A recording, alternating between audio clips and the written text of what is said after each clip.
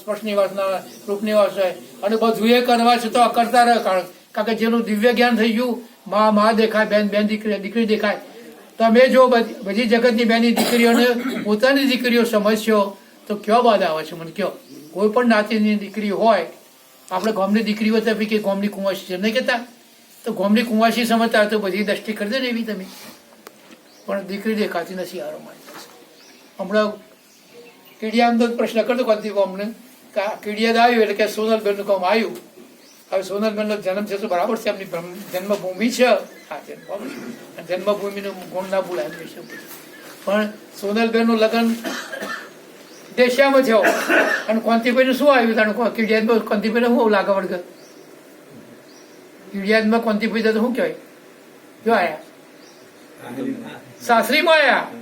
આ સાસરીના આ લગ્ન કરો તો આ સાસરી બધું થવાય છે. એમાં એ પરમાત્મા જોડે નિજોડ કરો તો બધું સમજાયું છે. ખેલ છે અટપટો, ઝટપટ સમજાય એમ નથી. અને આ ઝટપટ સમજી જાય તો આ બધી ખટપટ પડી જાય. આ બધી દોડમ કરવાનું બધું મટી જાય છે. પણ આ ખેલ છે અટપટો, ઝટપટ સમજાયું નથી. મારો છોકરો મારો અમને તેમ મારો વેલો હવે વેલાનું જે પાકું પાકે તું તારું અંબાણ. એટલે ગુરુશરણમાં જ્યાં હોય તો દાવો છૂટી જવું જુઓ. કારણ કે હું જાણું છું એમ કે તો એ જાણતું નથી. કારણ કે બધામાં પરમાત્મા દેખાતું નથી. બધા આકારો જુદા જુદા છે પણ પરમાત્મા આત્મા બધામાં એક જ છે સાહેબ. આ બોલતો પુરુષ જુદો નથી, એક જ છે. જેની એનું લક્ષ્યથી બોલે છે. અને આજીવિકા માટે પહેલા મહાપુરુષો મોટા મોટા ઓફિસર હતા, બધા હતા. પણ પેટ માટે જો કંઈ ધંધો કરતો ને સાહેબ માફી આપી દેતા. કંઈને એને પેટ માટે કરશે અને ગુજરાત તો એના પર ગુનો ના કરતા સાહેબ. અત્યારે તો એવા જે ના બોલે એના ગુના વધારે સંડોવી દેશે, એવાનો વધારે દંડ છે. સાચો મારી જાય છે. પણ કોર્ટનો ન્યાય છે કે હજારો ગુનેગાર છૂટી જાય તો વધુ નથી, પણ એક સાચો સત્યવાદી હોય સત્ય મળવું જોઈએ સાહેબ. એટલે ન્યાયાધીશો જે ન્યાયના સિંહાસન બેસીને સત્યનું જે વર્તન કે સાહેબ એમનો જય જયકાર છે. ન્યાયના સિંહાસન પર બેઠ્યા પછી જૂઠું ના બોલાય. બેસું જે સત્ય હોય એવું જ બોલવું પડે ત્યારે સિંહાસન શોભે. કારણ કે ન્યાયનું સિંહાસન છે, ન્યાય ના થવું જોઈએ. કોઈ પણ માણસનો ન્યાય ના થવું જોઈએ. ભલે આ પેલા પૂર્વજનનું કામ કરતો હોય એ છૂટી જાય, પણ એ પાછું ભોગવવાનું. આ કર્મના ફળો કોઈને છોડતા નથી. અને જો સત્ય ઉપર ચાલશે તો છૂટવાનું. જીતે જે મુક્તિ છે. અને અમે કે અમે મુક્ત છે ક્યાં બંધન હતા? પછી એવા શબ્દ બોલ્યું માં પૂછ્યું અમે કયા બંધનમાં હતા? કારણ કે મુક્ત થયા બંધન મોકરાયા. હજુ જોડવાની ઈચ્છા કેમ ચાલે છે તમારી? કઈ હજુ બાકી છે કે આપણે જાણ નથી. એટલે સંતોના સંગમાં જવું, સંતોનો સંગ કરવો. જે મહાપુરુષો જાણી જશે એવાના તો વધારે દર્શન કરવા અને એમના કાકા પાકું રાખવા માટે સંતોના સંગમાં શામળે જવું પડે. આપણું સતની ધારા પકડી રહ, સત ઉપર રહી શકીએ, સત્ય જીવન જીવી શકીએ તો છૂટે નહીં. પ્રહલાદ જાણી ગયો સાહેબ.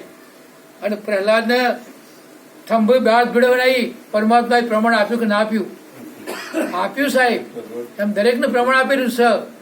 પ્રમાણ દરેકને મળે છે પ્રભુ, પણ ખાતરી થતી નથી. આ ખાતરી થઈ જાય અર્થાત અનુભૂતિ થઈ જાય એક વખત માટે, ત્યારે આ વસ્તુ છૂટે ન કરતા સુધી માણસ ત્યાંનો કામ ક્રોધ લોભ મોહ છોડવા ત્યાં નથી. આ બધા દુશ્મનો આપણા અંદર બેઠેલા છે.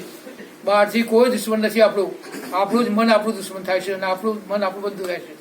બંધ મોક્ષનું કારણ આત્મા જ છે.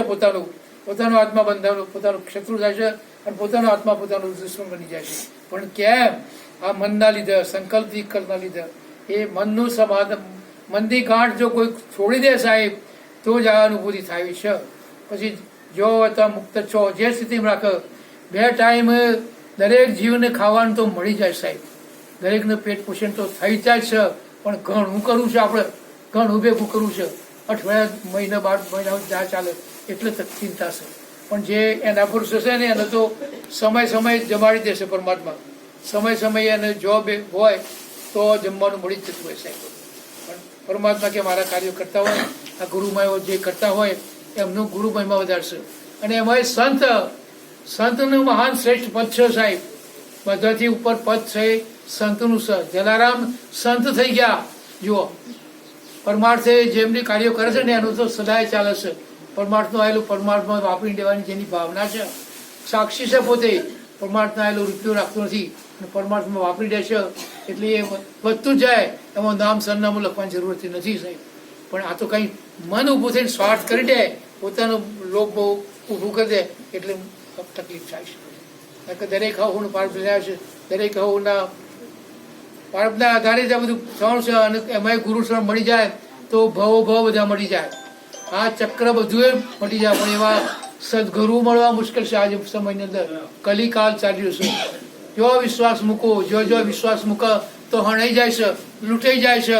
દરેક બનાવો આપણે જોયા, કેટલા બધા દિવસમાં આટલી વરસાદ આટલો વરસાદ થાય છે, કિચડ નહીં જોવાતું. એમાં સંતો આટલું પ્રવચન કર્યા છે તો એ આપણામાંથી અવગુણ નથી જતો સાહેબ. દરરોજ બનાવો બને છે. બનાવો કોણ બને છે? મનુષ્યની વૃત્તિ જ પેલી થાય છે ને, વૃત્તિમાં ફેરફાર કોણ કરે? પણ આ તો વૃત્તિ ચલાયમાન થાય ના, વૃત્તિઓ પામી વિશ્રામ. અખાએ શું કીધું? વૃત્તિ ના ઉઠવી જોઈએ. આ વૃત્તિઓ છે તો અંત ચક્કર ચાલશે. વૃત્તિઓ ના ઉઠવી જોઈએ સાહેબ.